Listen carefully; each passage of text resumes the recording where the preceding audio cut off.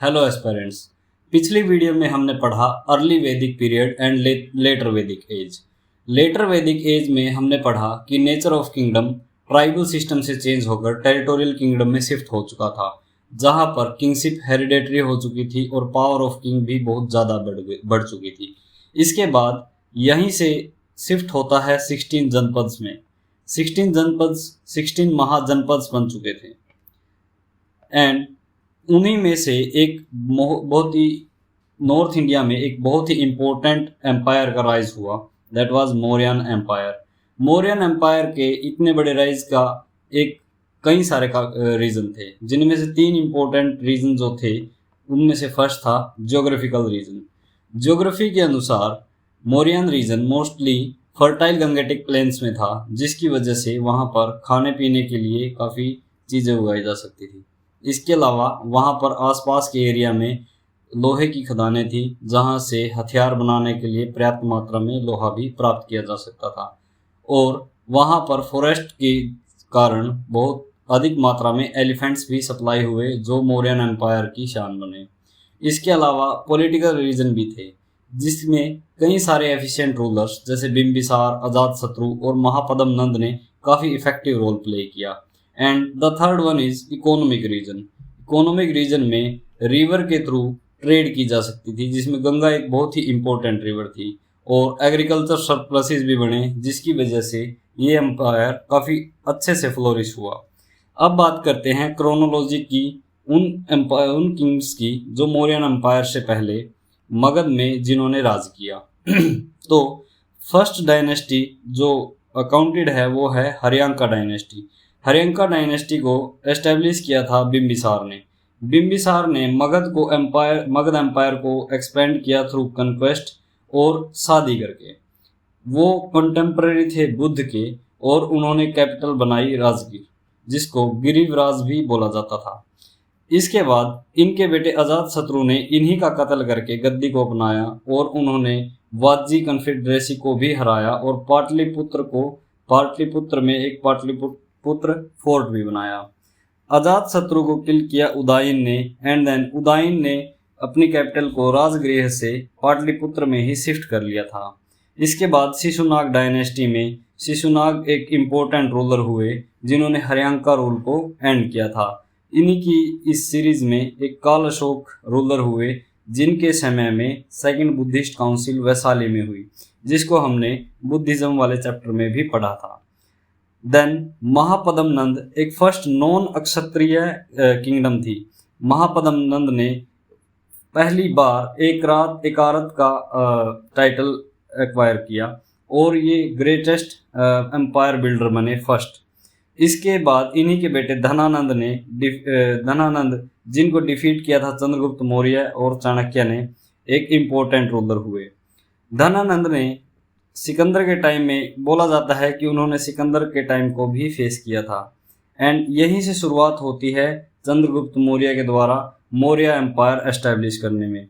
धनानंद के समय में जब सिकंदर भारत पर अटैक कर रहा था, तो चाणक्य ने उनको, जो कि तक्षशिला में एक टीचर थे, उनको सजेस्ट किया था कि पूरे भारत को यूनाइट हो जाना चाहिए। बट स्टोरी कहती है कि धनानंद ने ऐसा नहीं किया, और इसके उलट उन्होंने चाणक्य की बेइज्जती की। चाणक्य ने बेइज्जती के बाद ये वोव ली कि वो जब तक अपनी शिखा या अपनी चोटी को नहीं बांधेंगे, जब तक वो एक सेंट्रलाइज्ड इंडिया में एक अखंड भारत ना बना दे, और एक अखंड भारत का एक अखंड सम्राट ना बना दे।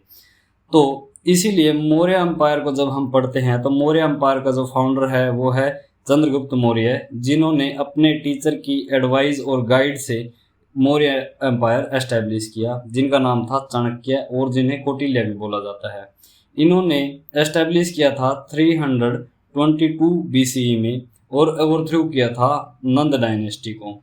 चंद्रगुप्त मौर्य ने कुल राज किया 322 से 298 BCE तक।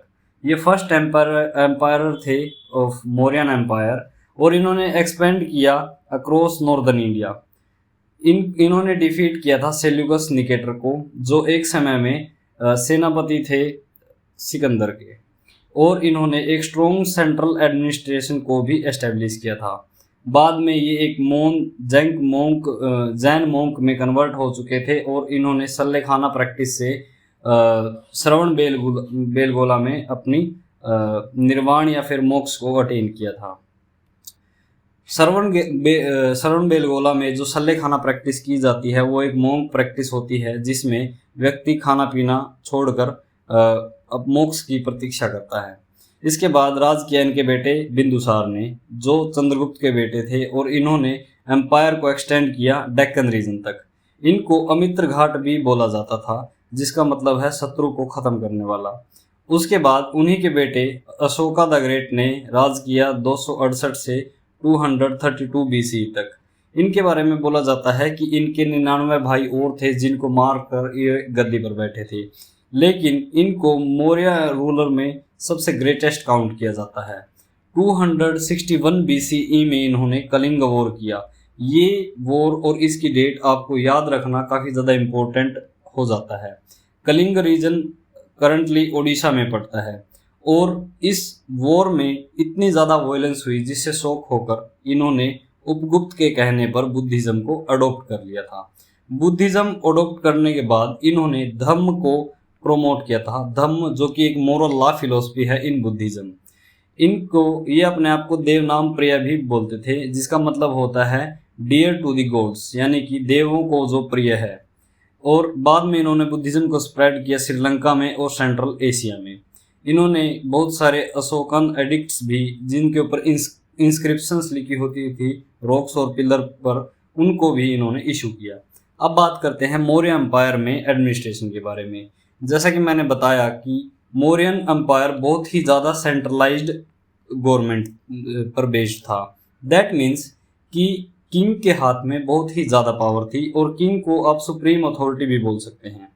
एम्पायर डिवाइडेड था प्रोविंसेस में, और प्रोविंसेस के बाद वो प्रोविंसेस पर राज करते थे जो लोग मोस्टली मौर्यन एम्पायर की फैमिली से थे। और ऑफिशियल्स में महामात्याज वो ऑफिसर्स होते थे जो हाई ऑफिसर्स होते थे और राजा के मंत्री होते थे। अमात्याज वर दी मिनिस्टर्स और महामात्याज वर दी हायर ऑफिसर्स। बहुत ही ज़्यादा एक स्पाई सिस्टम भी एफिशिएंटली वर्क करता था मौर्यन एम्पायर में।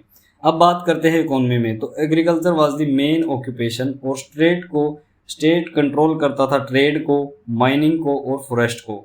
टैक्स सिस्टम भी काफ़ी ज़्यादा वेल ऑर्गेनाइज्ड था। यहाँ पर ध्यान देने वाली बात यह है कि उस समय तक पंच मार्क्ड कॉइन्स का यूज़ किया जाने लगा। देन सोसाइटी की बात करें तो सोसाइटी अब और ज़्यादा स्ट्रेटिफाइड हो चुकी थी और बेस्ड ऑन वर्ण सिस्टम सोसाइटी वर्क करती थी।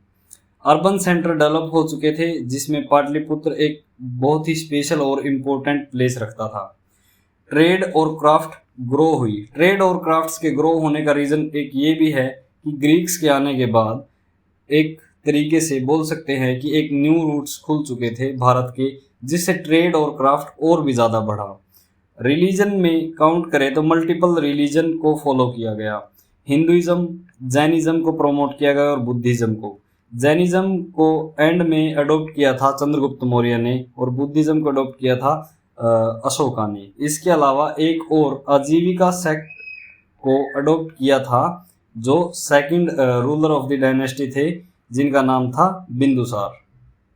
बिंदुसार ने अडॉप्ट किया था आजीविका सेक्ट को। अशोक ने प्रमोट किया था बुद्धिज़्म को और रिलीजियस टॉलरेंस को। आर्ट एंड आर्किटेक्चर एक काफ़ी स्पेशल प्लेस रखता है इन मौर्यन एम्पायर। आर्ट और आर्किटेक्चर में फेमस है फॉर अशोकन पिलर, जिसमें शामिल है लायन कैपिटल ऑफ सारनाथ, जो आज के समय में नेशनल एम्बलम है इंडिया का, जो अशोकन पिलर से इंस्पायर्ड अशोकन पिलर्स ही है। उसके अलावा स्तूपा में सांची के स्तूप जो बुद्धिस्ट रेलिक्स के लिए बनाए गए, वो भी मौर्यन एम्पायर में ही बनाए गए थे। The name Ashoka only occur in copies of minor edicts one. Mostly Ashoka ने अपने नाम को देवनाम पियादसी से ही डिनोट किया है। इसके अलावा 3 लैंग्वेजेस का मोस्टली यूज़ किया गया अशोकन इंस्क्रिप्शन में, जो थी प्राकृत, ग्रीक और Aramaic.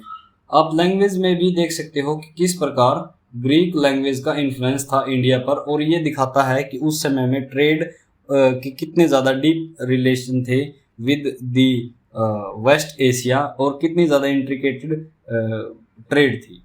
Most of the Ashokan edicts were written in Brahmi script, ये काफ़ी ज़्यादा इम्पोर्टेंट पॉइंट हो जाता है। And James Prinsep was the first जिन्होंने ब्राह्मी स्क्रिप्ट को डेसिफर किया था in 1837। Very important point for you for both SSC, CDS and CPF. Ashoka ही वो फर्स्ट किंग थे जिन्होंने डायरेक्ट कॉन्टैक्ट बनाया था अपने लोगों के साथ थ्रू इंस्क्रिप्शंस। कलिंग वॉर जिसको मेंशन किया गया है 13th मेजर रॉक एडिक्ट में, उसमें बताया गया है कि कैसे अशोका ने बुद्धिज्म में कन्वर्ट किया under Upagupta after the Kalinga war. Sanchi के स्तूप अशोका ने बनाए। इसके अलावा यहाँ पर एक और इम्पोर्टेंट फीचर आर्किटेक्चर का था जो पॉलिश स्टोन पिलर थे। मोस्टली जो सोर्स ऑफ इंफॉर्मेशन है वो अर्थशास्त्र जिसको कौटिल्य ने लिखा था, जो गाइड करते थे चंद्रगुप्त को, उससे मिलता है। इसके अलावा इंडिका जो मेगास्थनीज ने लिखी, जो एक ग्रीक एम्बेसडर थे, उससे भी काफ़ी अच्छे सोर्सेज मिलते हैं मौर्यन एम्पायर के। और अशोकन एडिक्ट्स भी उनमें से कुछ एक सोर्स ऑफ इंफॉर्मेशन है जो मौर्यन एम्पायर के बारे में सूचना देते हैं। लेकिन मौर्यन एम्पायर का डिक्लाइन क्यों हुआ? अशोक के बाद मोस्टली रूलर्स जो थे वो वीक थे और लार्ज एम्पायर को मैनेज करना काफ़ी ज़्यादा डिफ़िकल्ट हो चुका था। इसके अलावा बहुत जगह पर रिवोल्ट्स और इकोनॉमिक इश्यूज ने भी मौर्यन एम्पायर की कमर तोड़ दी थी। बट लास्ट में जो मौर्यन रूलर थे उनका नाम था बृहद्रथ, जिनको 185 BCE में ओवरथ्रो कर दिया था बाई पुष्यमित्र शुंग। तो ये था मौर्यन एम्पायर और मौर्यन एम्पायर से प्री जो एम्पायर थे उनकी chronology. Thank you so much.